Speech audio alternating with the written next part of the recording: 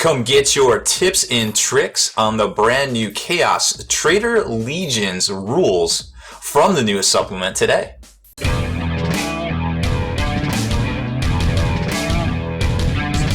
Spiky bits. Alright, welcome back, Hobby Maniacs. Baer with you again. And today, we're going over the brand new Traitor Legions books. This is our tips and tactics breakdown on the new supplement. And I've actually skipped our normal intro, which usually burns about 5 minutes of just kind of talking about the supplement in general, because there's a lot of material to cover here, and I didn't want to waste any bit of time on it. So let's jump right into it, because this is a big book here. So first off, the things you need to know is that when it comes to the Traitor Legions book itself, it does not replace the Chaos Space Marine Codex. You still need that with this. So that being said, if you do want to play Chaos, you're going to need to pick up these two books right here, because they go together hand in hand. This supplements and replaces some of the material in here, for instance, Aramon and Karn, but it does not replace the whole book, and it adds in other instances like some of the psychic powers and things. But what it does replace, or almost completely phase out, is pretty much the whole Traitor's Hate book for the most part. The only thing in the Traitor's Hate that isn't in the Traitor Legions, as far as I can tell, is the Slaves to Darkness detachment rules and the Chaos Knight Renegade rules as well. So if purchasing this book is worth those particular sets of rules to you and the story, then you're going to want all three of these. But if not, you really kind of don't need that one right there, because it's all, for the most part, in the Traitor Legions itself. And the Slaves of Darkness detachment really isn't that big of a deal yet, unless something comes along in a future expansion. You know, we're hearing there might be some Black Crusade thing or something like that later on, summer of 2017, or at some point in 2017. But who knows for sure? The future is the future. It's not written. We're not New Zealand. We are not in the future. That's how it works. So now when it comes back to the Traitor Legion book, let's get rid of this right here. There's going to be a lot of overwhelming, or I guess kind of overwhelming and repetitive themes when it comes to this. And one of them, let's take a look at the contents real quick. Now, we probably covered this in the unboxing, but each one of the 9 legions has its own set of rules, its own detachments, its own pieces of war gear, etc., warlord traits. Now, a lot of it is stuff that we've already seen. Like, pretty much a lot of the Black Legion stuff is going to reference Black Legion formations that we've already seen. The majority of the stuff in this area right here, we've already seen. It was in Traitor's Hate. It was in the Black Legion supplement. It was in a whole bunch of different things. So that's kind of it's kind of repetitive. But a lot of these are going to draw from stuff like the Chaos Warbands, and that's what you're going to want to kind of base your, I guess, your fluffy kind of builds on. Now don't get it twisted. Like, Chaos, while they got good rules, they're never going to be able to go toe-to-toe with some of the, Space Marine Death Stars and things out there, and especially when they almost exclusively need the psychic powers to be good, but now you got Sisters of Silence that basically turn everything off for 75 points. So you got to kind of take that into consideration as well when you're doing your builds.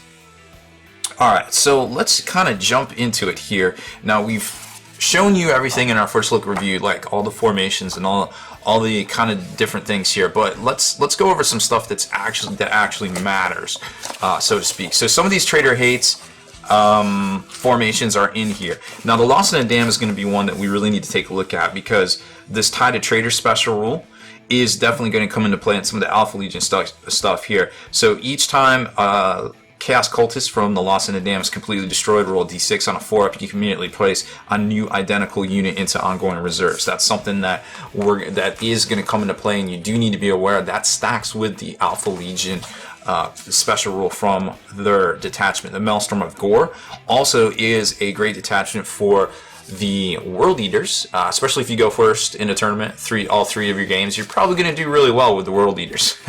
They're kind of that Alpha Legion type thing. But the Chaos Warband is kind of where it's at. It's this nice little nugget of chaosy rules. Now, you're going to want to take the most min-max version of this that you possibly can, depending on what I guess, Legion you're trying to play. Like, actually having Raptors is good in Khorne, whereas, you know, with Nurgle, you're probably going to want Chaos Bikers because you're going to have the highest toughness. So you're going to want to bend in and kind of mold the Chaos Warband to be the best for your particular Legion's attributes, you know what I mean? But the big thing here is that everything in here is objective secured, and that's what we're going to keep coming back to and keep talking about over and over. Now, there's also psychic powers in here that were also in Traitor's Hate. It turns out all the good ones are still good, all the bad ones are still bad, so we're not going to really cover those. You can check those out in the Traitor's Hate tips and tactics video that we did. We do need to talk about the Exalted Sorcerer for a bit, though. These are a new data sheet, or data slate, whatever you want to call it, for 160 points here. So they are an addition at the HQ slot that you can take over the normal Sorcerer. And they come with a lot of different things. First off, they have the Mark of Tzeentch, which is pretty huge right there. So you're going to get that, +1 to your invulnerable save right off the bat. So, or +1 to your save rather. So you're doing, actually, I always forget what the Tzeentch one is because I play Demons so much that I mix, and I never played Tzeentch and Chaos that I actually mix it. So let's get that right off the bat. +1 invul save, right? +1 invul save. Okay, so right off the bat, they're going to come with their 6-up invul, but I think they actually have the Aura of Dark Glory. Yeah, so they have a 5-up, so now you're down to a 4-up. All right, so back on track. 160 as opposed to 60 points. They come with a lot of different things. They're obviously a higher mastery level. They have the option to take the disc. They get the free kind of faux lance kind of strike. It's unlimited range, but it is not barrage. It's just a heavy one blast lance, one use only. So it's not an orbital strike in the chapter master sense, but it's still pretty decent to have. They also have the access to the divination that the normal chaos sorcerers don't have, which is another big thing. So there's going to be times where you want to take sorcerers and you're going to want to do things with them that's pretty dirty, especially the Thousand Suns, where they can get that piece of war gear that gives stuff jump pack status. Now, we're not going to talk about the Thousand Suns in here because that's kind of old news and it's kind of been beat to death already on so many places. So that's the one Legion we are not going to cover here, but you can always keep in the back of your mind that you can always combo that with a lot of different things in here and it would be good. Ahriman is pretty much the same. He's great by himself even because you get to take squads of the Thousand Suns as troops. He also so he's kind of like a automatic, like little mini ally or mini kind of CAD. Another thing to keep in mind is that you can actually ally Tau with these guys, believe it or not, because they're not come the apocalypse. So it is possible, although frowned upon depending on who you are or who you're playing against, that you could mix in Tau, the firepower of Tau, with the sheer just beatstickness of Chaos and probably do okay. Now, why that is heresy? Well, it is chaos, so chaos is chaos, and nothing begets chaos like chaos itself, right? So Ahriman can also take the disc. He has the black staff, so you can assign him, or you can do multiple witch fires as well, which some of the good ones might not have that profile. Now on the GW FAQ, you do not have to roll the hit, you just have to roll to cast it. So if it doesn't have a profile, you can do it 3 times and you pretty much don't have to hit, just pass your psychic check. We're not going to talk about any of these data slates here. I just wanted to talk about some of the formations that are going to come into play. Something else that we will touch on is obviously the Cyclopeia Cyclopole Cabal. The Cabal. However you say that word, we're going to talk about the Cabal because we already know this thing is just straight killer beatstick. The psychic ability, the things it can do, it basically outclass. Now, it's very easy to put this into any of these armies and make those armies better. But remember, Sisters of Silence, 75 points, turns all this stuff off. Now, it requires a little bit of maneuvering on your opponent's part, but when you're talking all of these points invested just for the potential to be turned off by 75 points, it's something you have to be aware of and go out of your way to make it not happen. The Black Legion Warband and a lot of the Black Legion formations in here are pretty much garbage, to be quite honest. Like, they don't work.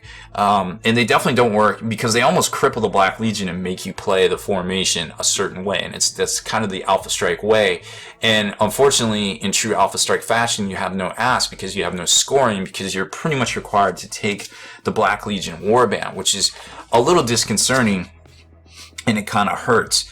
you're going to see that. The war cabal is actually kind of doable if you want to do mass casters, but again, at the end of the day, why don't you just take the cabal, the other cabal, instead of the war cabal? So, you know, excuse me, the war coven. The war coven is actually better than the war cabal. Disregard war cabal. Too many things with the same prefixes and suffixes out there.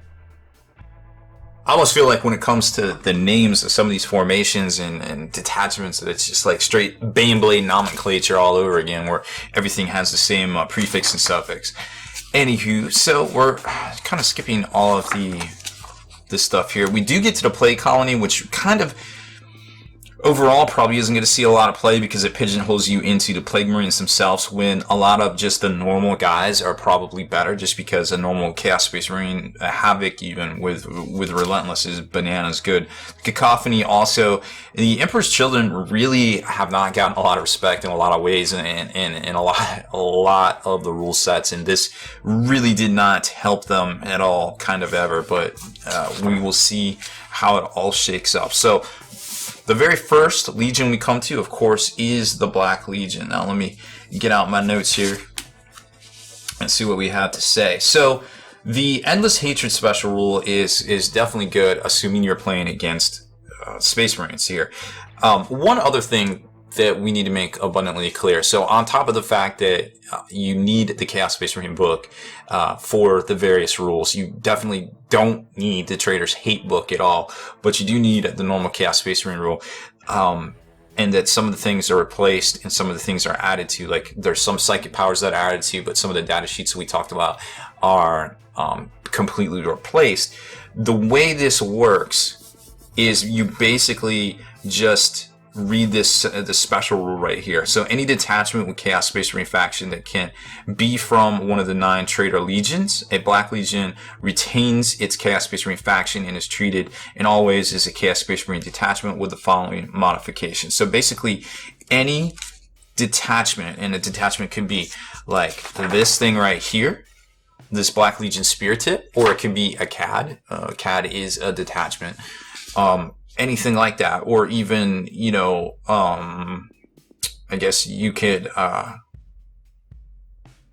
with the Chaos Space Marine, could be from one of the 9 Traitor Legions. So that basically allows you to unlock these rules. So a lot of people are like, yo, how do I get these rules? Well, you basically just build an army the same way.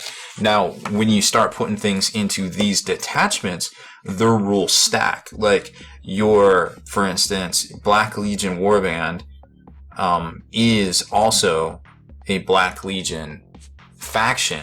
So this and its special abilities, you get those special abilities plus these special rules in command benefits. Now, GW hasn't made an FAQ ruling on this, but rules is written. Special rules confer to anybody in any squad. So if an independent character that's not Chaos or whatever, as long as they are allowed to join the squad, I guess they would have to be Battle Brothers, they would get the rules from any special rule. Pending the special rules rule itself, it would confer to them. Command benefits never work. So another Chaos Space Marine, if it joined a squad, would never get any of these command benefits. So that's basically in a nutshell how that works. Now GW hasn't put that into, or hasn't clarified it in FAQ, but if you read the main rulebook, that's how it kind of rules as written, maybe not as intended, and nobody seemed to ask that in the FAQ, so it's kind of a big question mark at that point. So now we know how you build your detachments. So going forward, so each one of these has special rules, of course. Now there's this Endless Hatred, which works great against armies of the Imperium because they basically get hatred on any turn in every round of close combat. However, only against armies of the Imperium. So good and bad. Chaos Terminators and Chosens are troop choice instead of the normal elite choice. Like I was saying in the review, a lot of their formations are pretty much garbage, to be quite honest. Like, I wanted them to be better, but they're not. They're pigeonholing you into this Alpha Strike kind of feel and kind of play, and it's not. It's fluffy, but it's not probably going to get you places on the tabletop in a competitive manner. So they definitely want you to do that, and that's great. But there isn't anything here that's really standing out to me. I mean, you could use psychics and you could do some stuff and you could kind of combo it off with going first, but this is not going to be a high tournament kind of standard army right here. This is an easy to paint scheme, and I'm sure it'll look good on the table and you can play some fluffy games with it. And as long as somebody doesn't bring any sisters, you can do some work with the Cabal. But that's pretty much all you're going to get out of this. It's probably towards the lower half of the pack when it comes to power level here. Now the Alpha Legion, on the other hand, is really good, and there's a piece of war gear that everybody should be taking, and that's the Mind Wheel. And basically what it does is you can, at the start of any of your movement phases, you can choose 3d6 and move the Baer and his unit up to the distance rolled in inches instead of moving normally. You can do this even if they're locked in combat. And if you do so, enemy units cannot consolidate. It's basically a free gotcha. And there's nothing Alpha Legion likes better than gotcha. Furthermore, they of course have many different rules. Their units of chosen are troops instead of elite choices, and all of the chosen and Chaos Space Marines and cultists have the infiltrate special rule. So cool little bonuses there, right? Then your warlord, if it dies, you can keep choosing one, whatever. That's just kind of a gimme. It's pretty neat. This is a very good list right off the bat. Right here, we've got a solid piece of war gear. We've got a solid set of rules that will do pretty good. The cult leader warlord trait is pretty good. It's probably the best pick out of the 5, but again, you got to fit. Well, you can re-roll it if you take the detachment, so you're not going to get it every game. But if you do get it, your cultists are going to basically go Super Saiyan, and there's a reason for that. If you check right here, now a lot of the war bands. Now I haven't drilled this down to the nth degree, but I've been talking with Kenny about it, and we have a fantastic article that's going to be on the way over on Spiky Bits, where he breaks down all 9 of the legions. It's like a 3,000 word article. It's fantastically written, and it really breaks it down to the nth degree, more than I can do in this video. But basically what I was saying about the Chaos Warbands is that you're always going to want to pick the one that works, kind of for you. And this is just kind of a general thing. And since we got to an army that actually excites me, I want to just spend a little bit more time on that, because it's such a good, it's basically like the Demo Company of Chaos Space Marines, not quite as powerful, of course. So you're required to take 1 Chaos Lord, which you can kind of bend to what you want to do. Like, you can always throw, war gear on it to kind of make it your way. Ode 1 Sorcerer, you're probably never going to want to take the Sorcerer. But when it comes to the 1 to 3 units, you're definitely going to want to take Termiciders right there. So a squad of like 1 Terminators with 3 dudes in it with axes and melta-guns to just kind of land and just be disruptive in general. And then of course you have to take at least your 2 squads of Chaos Space Marines. That's a gimme.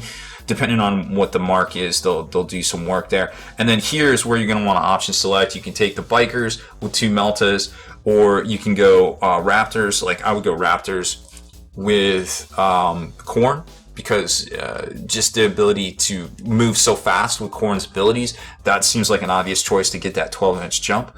And then over here, for the most part, you're always going to take Havocs with autocannons and Rhinos, just because Rhinos give you that extra layer of you got to shoot them and to deal with them and then dump them out, and it just buys you time. Your Chaos Space Marines, you're probably going to want to throw them with just a 5-man squad with a Rhino, just to give you the flexibility. Now, that in mind, in this particular detachment, you're going to want to grab these guys are all about cultists. Where is it? The Lost in the Dam. That's the cultist one we talked about. Remember, on a 4-up, if they're destroyed, they come back on. But now read this one. Each time a Chaos Cultist unit from this detachment is completely destroyed, roll a d6. On a 4-up, you can immediately place a new unit into an ongoing reserve that is identical. Wait, what? Did I read that right? Yes. If 1 squad of cultists dies, you get 2 rolls of 4-up. If you get your 4-ups for this one, it goes back into reserve. You get an identical unit. On 4-up on the other one, you also get an identical unit, and it comes back on outflanking. It's like, as long as you roll hot, you're gonna, people talk about what the horrors can do with the demons, like splitting down and stuff now. Well, these are almost just as worse. A little gimme squad of cultists usually runs off the board as soon as they're shot. and you make a couple of average rolls or just an average roll every time, and you're just going to start, the numbers are just going to start adding up. And that's great for these guys here, because that's literally what the Alpha Legion basically does. So now that we've said all that, the cultists are obviously strong, right? And they can have all the different demagogue abilities and things. Furious Charge, Feel No Pain, of course. There's the demagogue, you can get Zealot on these guys. So it just starts to expound and get bigger and bigger and kind of snowball. And by turn 3, turn 4, your opponent's like, wait, how did you get all this stuff? How are you taking all these units? And the whole time your Chaos Warband is just pushing forward, just smashing into things, as best Chaos Space Marines can do. And by the time they've dealt with all those, they just have a swarm of cultists. Just like, where'd all those guys come from? I don't know, but there they are. That seems to be one of the best, fluffiest ways to go here. And then remember, you got your Mind Veil too. If something gets into trouble, just bounce them out. No big deal, right? All right, Iron Warriors. Now, a lot of people are talking about basically being able to take Obliterators as troops, which is great. Don't get me wrong. Obliterators are great models. But what I like is their other ability here. Well, they all get Feel No Pain, which is freaking phenomenal if you ask me. But anybody with the Veterans of the Long War, that's the Blood Feud with the Imperial Fist. It's the Siege Master. All the Havocs, Obliterators, and Mutilators also get Tank Hunter. They get some bonuses against fortifications and things. Not anything that's really going to come into play. But what's really cool about them is basically their spammability. You can get a bunch of Strongholds of Chaos. So there's a kind of a little bit of abuse there / fluffiness. The fact that they can just take a bunch of bunkers. You can have these guys, these Tank Hunter freaking Havoc squads just walking around, just wrecking stuff. Any armor on the table is going to get lit up by these guys. Sure, you can have some Obliterators as troops or whatever instead of elites, just doing some work downrange. You could even splash in the Cult of Destruction if you really wanted to and get those extra shots. But the Chaos Warband is definitely the way you have to go, and you have to go that way because you're core 1+. But then you definitely want to think for sure about adding in some fortifications. I think it'd be super hilarious, and taking as many of the Havocs as you can at that point. If you want to do the Cult of Destruction, you got the old Obliterators models. Yeah, that's cool. Go for it, and that's really neat. The whole Barrage and Ordnance thing, I think that's kind of like a just kind of like shininess. It really isn't going to come into play here for the most part. And then there's some stuff in here about being stubborn. And stubborn's always great, especially if they're within a fortification. They get fearless. So we just said, hey, there's going to be a bunch of fortifications here. And remember, your Chaos Warband dudes can run into these, your little 5-man squads can MSU into a bunker just to kind of hold it if their Rhino blows up and you got them placed all over the tabletop. So there's some shenanigans you can do here for sure. It isn't quite the Iron Warriors of old, but there really isn't a way to replicate that these days without giving them D weapons and crazy stuff kind of everywhere. Now, when it comes to the Night Lords, a great, very, very fluffy kind of legion that really didn't get a lot of... Oh, I wanted to talk about in the Iron Wars too. The war gear, there's some really cool stuff in here. I like the Siegebreaker mace, but I don't think it's as good as it could be. The thing that's my pick in here, I do like the 2-up armor save, which is cool, but this one right here, the Cranium Malleus, that's really cool. Like basically a radius with haywire. So the whole time you're just kind of shooting downrange, blasting their stuff, and then you can land your Terminator. Remember, he's part of your Chaos Warband. You drop in your Terminators in their backfield, and then you pop off the cranium right there and start doing all these haywire hits. That can be pretty ridiculous. So whatever the Havocs don't kill, this guy can drop in the backfield and kind of mop up, which is just a kind of a complete tee-hee-hee factor. Now, as far as war gear, warlord traits, they're all right. Whatever you roll will probably be pretty decent there. Now, getting back to the Night Lords in Midnight Clad, they have Fear, Night Vision, and Stealth special rules. Their detachment and some leadership debuffs for taking Fear checks. Now, their command benefits is you can reroll failed charge rolls, but they can nominate for Night Fight to be in effect And while it's in effect, all non-vehicle units in this detachment have +1 to their cover save. So bikes can really take advantage of that with some crazy jinx at that point, right? They also have some pretty cool war gear. Let's see, what's the good stuff here? The Stormbolt plate is good, 2-up armor save, and they improve their cover by 1, which would get a normal guy down to basically a 4 on turn 1 if you don't pop a shroud bubble for some reason or go to ground or something like that. Actually, I guess they couldn't if they're fearless, but is there a way to make them? I don't think there's a way to make them fearless there. So again, Chaos Warband's probably the pick right there, and then just kind of plug and play stuff in to kind of do what you can here. You know, it's a fun, fluffy list. It's probably gonna do decent in whatever form you take. It will do probably better than the Black Legion one there. The Word Bearers, pretty much the easiest way to sum up their rules is they can summon stuff on a 3-up. Like, people were winning tournament games when they just would summon mass quantities of demons on a 4-up, and now these guys can do it on a 3-up, and that's pretty much just put whatever you want in here and it works at that point. It's a super solid rule. You can take the fact that there's formations in here that let you just take, you know, basically whatever you want to get those sort of unlocks and cast those sort of things. I mean, you can start right here, and a Lord of the Legion is a Demon Prince, right?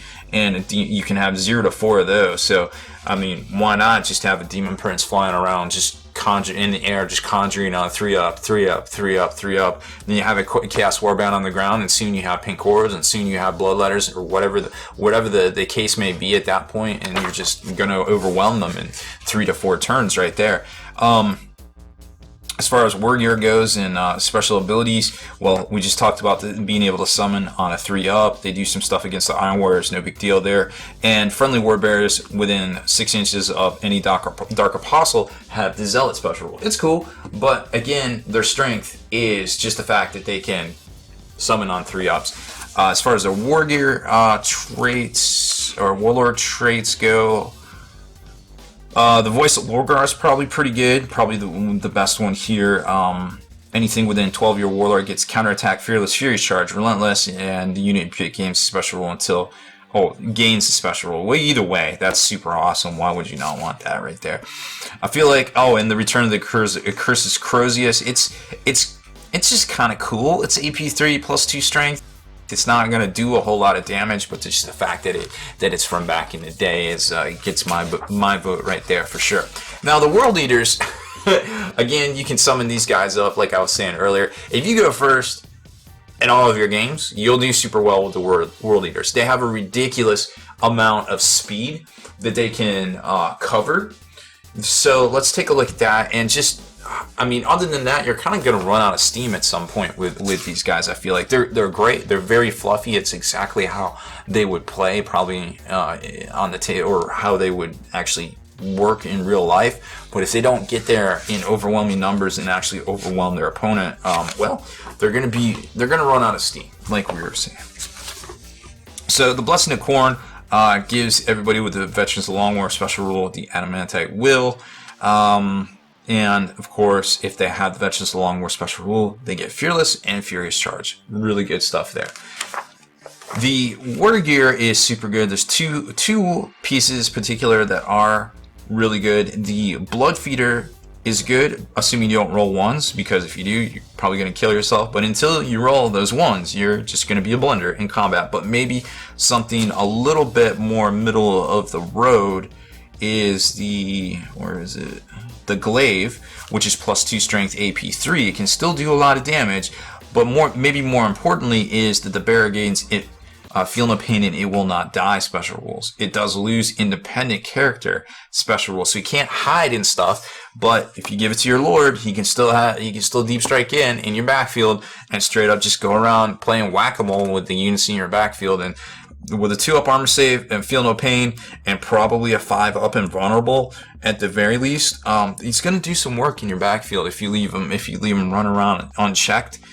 Just doing that work. Now, Talisman of Burning Blood, you're definitely going to want to take this because it adds 3 inches to everything. And we're going to do the breakdown on that in a second. So, Blood Mad is a crazy command benefit. It just lets you move all your World Eaters units 2d6. Just, hey, before the game starts, everybody move 2d6. So that's basically an average of an extra 7 inches. Now remember, one of these squads can move 6 inches, plus with the Talisman of Burning Blood, an extra 3 in each phase. So you got 15 inches right there. So now you're up to 7 plus 15, that's your 6-inch move, and your 9 inches of other things right there. And then what else is it? There's another bunch of inches that you can get. Oh, the Maelstrom of Gore, and that was what we were talking about earlier. That is another clutch formation that just lets you do stuff once per battle. Oh, that gives you the extra 3-inch to all your charge distances. I've read this a million times, but it's still like coming back to me, and I'm reading my notes here, and I'm trying to decipher so I can present it well to everybody there. So that one gives you an extra 3 inches. There's 9 inches. So you've got 7 plus 15 plus 9. That's 32 inches just right from the get-go. And I don't know about you, but I know the distance between the deployment zones on turn 1 is only 24, and now you're telling me that you'll get an extra 7 inches. So even if you start on the line at 12 inches here, your enemy, they would have to be all the way back at 5 inches to not get charged turn 1 by you right there. That's an incredible threat range. Now flip it around, and it's the same thing. 24 inches on the hammer and anvil. It's the same thing. They're going to be covering that gap, and then you can have cool stuff dropping in. Remember, your Chaos Warband's going to have your Terminators, going to have your Lord. Now your Lords with the Blood Feeder dropping into the backlines. So you got these guys running up, and then boom, you've got Terminators dropping into your backfield, and then you've got all these other like crazy jump packing Raptors just jumping up. Or you could take bikes if you wanted to. The bikes are good too. There's all sorts of ways to do it, but you're basically going to envelop very quickly the enemy. But if they're able to stabilize and kind of deal with the threats and pick you off piecemeal, you're going to have a very rough go of it. But there's a huge potential for win right here with these guys. This is probably a decent tournament list right here, provided you go first. It's probably a high-end tournament list, but we all know how that goes. You can't guarantee that. Sunset Magnus, like I said, we're just going to skip the old T-Suns there. Now, Death Guard is pretty much the 40k easy button right now. Just the fact that it confers so many different special rules. Like, it's just incredible, the amount of stuff that these guys can get. You can just go with the standard attachment and do very, very well with it. So let's run down their special rules here. So basically anybody besides Typhus or Plague Marines gets Fearless and Feel No Pain special rules right off the bat. They all become Relentless as long as they have Veteran or Long War.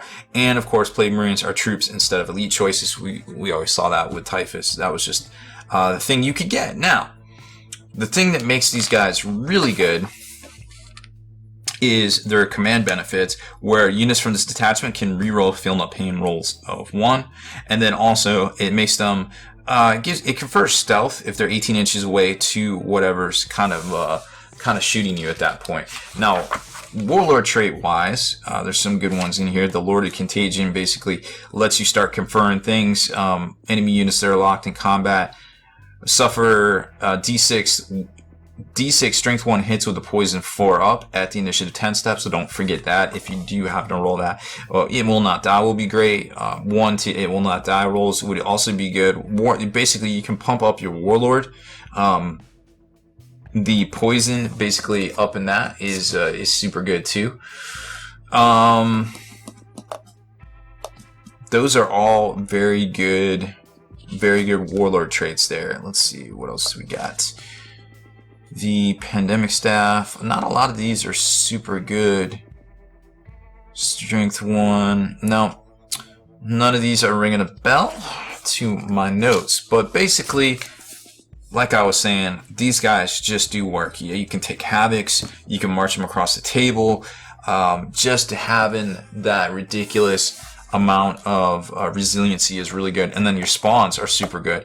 Everything that's +1 toughness now has that ridiculous feel no pain roll buffs right there. So your bikes, you know, the spawn even, unless stuff has ignore cover, they're going to have a very hard time dealing with the Nurgle guys there. So it's kind of, like I said, the 40k easy button at this point. There isn't a lot you can take that won't do well with the Death Guard right there.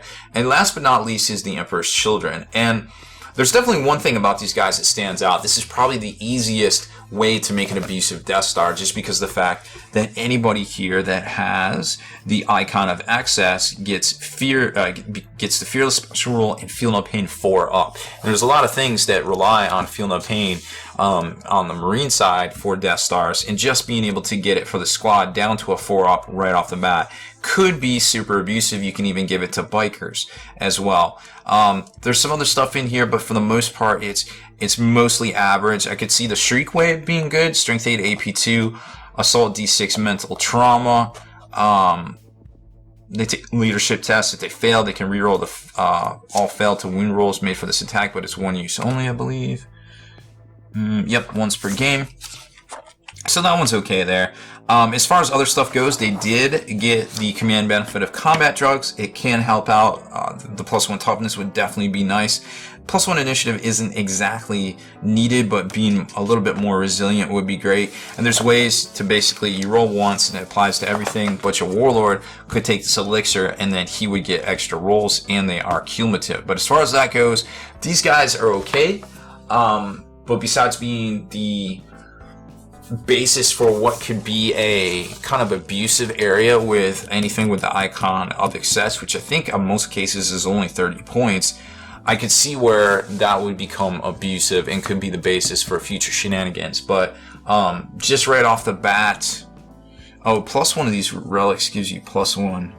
Yeah, this one right here to the Warlord and his unit. So theoretically, you could get that down to a 3 up if you put him on a bike with another bike squad and then just started doing ridiculousness. But so just something to be aware of out there. I don't think a lot of people are going to see it. You might start seeing it some of the top tables, but splash in with something else. So that is pretty much all of the legions. Boom, and then we get into the sorcerer section, which we already covered in Traitor's Hate there. So overall, I'm going to give this an A for a grade. I think Games Workshop did a really good job with it. They definitely expect us to play things a certain way in here, but some of the stuff that I explained was more kind of like an avant-garde, kind of off to the left way of doing it. There's probably a few more efficient ways to do things and pair things up that would be super and ultra competitive, but you know, that requires a lot of I guess a lot more explanation on more than we have time to get into here today. We're posting up a lot of army lists and a lot of coverage over on Spiky Bits, and of course over on the Long War. Kenny is pretty much the madman genius when it comes to making these guys work in a super competitive way, but it isn't a way that a lot of people without practice could just pick up and use. So just keep that in mind, that everything when it comes to the tabletop is worth practicing and trying things out and playing against several different opponents before you change things, so you can see the combos, you can see the ways to do everything over and over, and not playing one game, getting discouraged, changing something, and then you're on to a completely different kind of flowchart split than what was originally intended. But don't feel that you're pigeonholed into playing things a certain way based on what Games Workshop kind of presented to us here. There are other ways to do it, and I'm sure over the next coming weeks and years we will kind of see that on the tabletop there. So we've been talking for a while. I'm going to go ahead and cut it here. Thank you for watching. Please, definitely leave any comments, criticisms, critiques, combos that we didn't talk about in the comments below, so that we can all kind of benefit from this great new supplement for Chaos that a lot of us have been waiting for like 15 years now. Deleted scenes, bonus content, and all the interviews and post-game wrap-up videos can be located in the Hall of Veterans on thelongwar.net. Visit thelongwar.net today and try a week completely free with no strings attached. That's not all. Thelongwar.net is also your hobby resource for exclusive early access, with an ad-free experience to all your favorite videos. Members of the Hall of Veterans gain early exclusive access to multiple hobby videos,